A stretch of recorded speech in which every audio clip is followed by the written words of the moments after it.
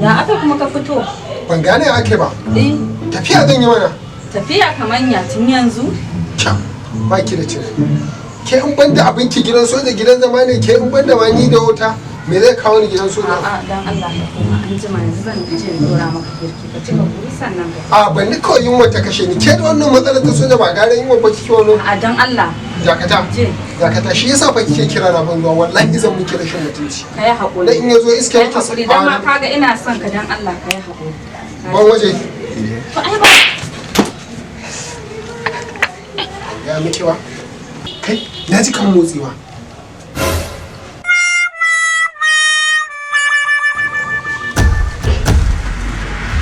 Sanda. Yau.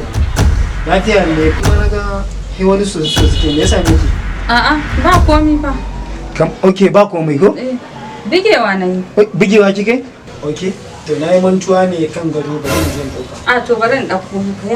Ha ba dakata. Ai ba sai kin je da kanki bari in je da kaina in dauka.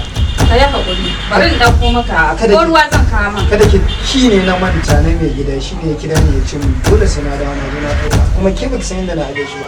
Kamar zan.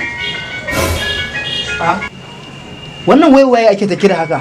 Kake wayan kawana ne. Kawanki kuma? Kawanki kuma?